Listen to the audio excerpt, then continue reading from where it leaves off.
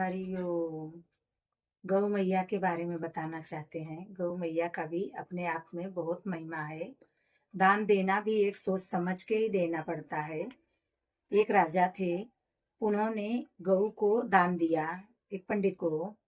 तो वो गौ मैया ने कैसे तो छुड़ा के आ गई और गौशाला में बंध गई। तो ज्यादा गाय थी तो उसमें समझ में नहीं आया राजा को कि वो गाय आ गई है। तो फिर से वो पंडित भागा भागा आया और तब तक ये मतलब रोज एक गौदान वो राजा दे रहे थे। तब तक वो पंडित आ गया और वो गाय दूसरे को दान में दे चुके थे। वही गाय दूसरे को दान में दे दिया। फिर भागा भागा पंडित आ बोला कि मेरी गाय जो आपने दिया था वो आ गई आपके पास फिर।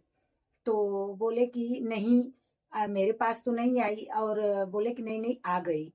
तो बोले नहीं, मैं तो आपको दिया था तो नहीं आई। और बोले यही गाय है? तो बोले नहीं, ये गाय तो मैंने अभी अभी दान दिया, अभी दूसरे को दान दिया, तो आपकी गाय वो नहीं है।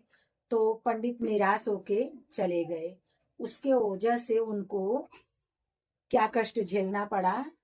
उनको जो है फिर से गिरगिट का, वो पंडित बोले भी कि तुमको गिरगिट का ही जन्म मिलने वाला है जो तुम रंग बदल रहे हो। तो उनको गिरगिट ही बनना पड़ा।